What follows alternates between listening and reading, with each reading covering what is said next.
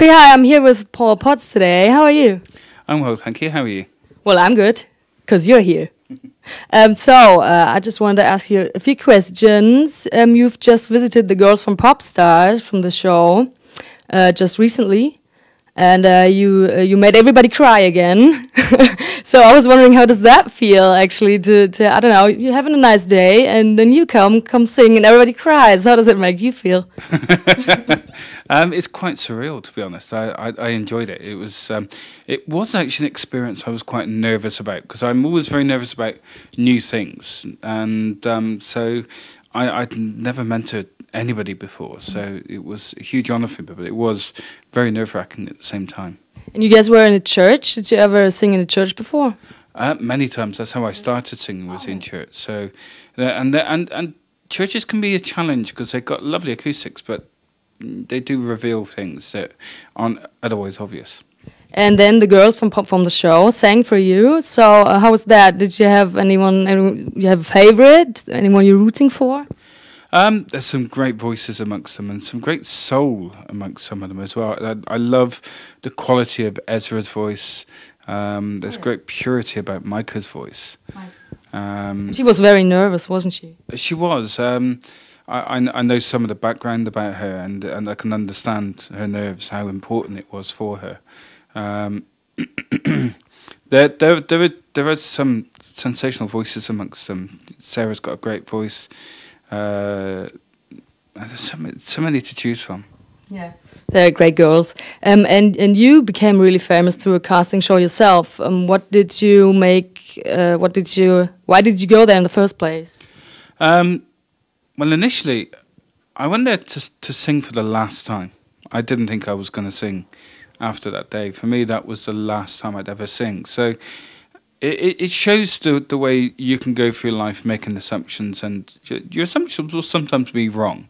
It can be wrong in either way. You can assume that things are going to be unsuccessful and it can turn the other way, or else you can assume that it's going to be successful and it actually turns out the other way. So you have to take each day as it comes. So would you recommend that thing to go to the casting show to young people? Is that something you would recommend to someone? Absolutely. They've got to enjoy every step. They've got to enjoy it, but they've got to take each step as it comes and learn something from every experience they go through. So you started singing when you were a little boy, right? Yeah, I was 6. I was about 6 when I first sang in the church choir. So you didn't sing with a brush in front of the mirror, not like that, like the girls on POPSTARS maybe? I probably did that once or twice. Really? And you sang opera back then? It was all sorts of pop as well. I used to try and sing like Leo Sayer when I was young, because my voice was always very high. So would you have ever thought that you could, that so many people would start to love opera who they didn't probably ever listen to it before you sang it to them, that it became so mainstream in a good way? Did you ever expect that? Well, music. It's about what touches you and how it makes you feel. So for me, it's not about what kind of music it is, and in many ways, classical music and opera have sometimes been seen as something for the educated class, as somebody who's got enough money to go to the opera. It is actually something that the opera world is actually trying to change by making seats more affordable. But it still has that image of being something that's for someone else. And so hopefully people will experience something that they've not before thought they would listen to. So today, where do you think you would be right now if you haven't gone on the show, music-wise? I wouldn't be doing anything. I'd still be selling mobile phones. So. No music?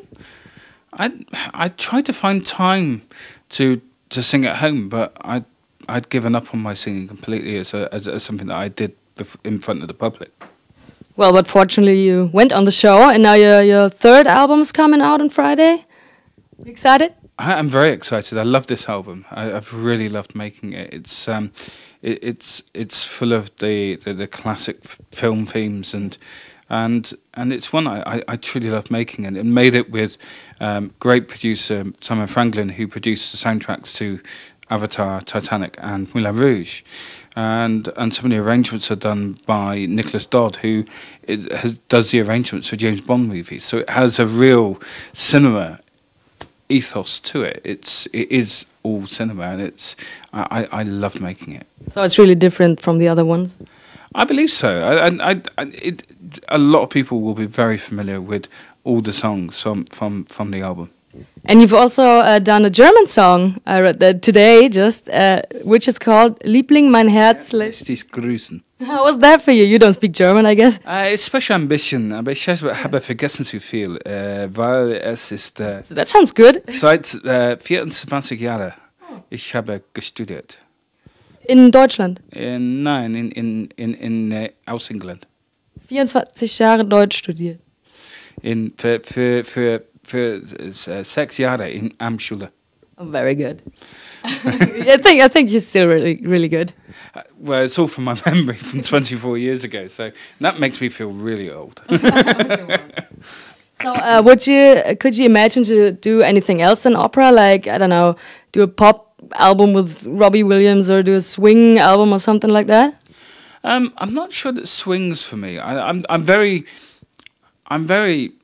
open to anything. I don't believe in creating barriers, because I think barriers shut people out, and I think that in music you need to let people in.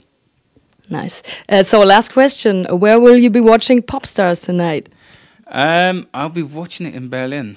Really? You're going to Berlin? I'm going to Berlin, doing some more promotion there, and in the morning I'll have been doing a breakfast TV, so Okay. It's been a long day, but I love what I do, and I wouldn't have it any other way. Well then, thanks for being here and have fun. Thank you.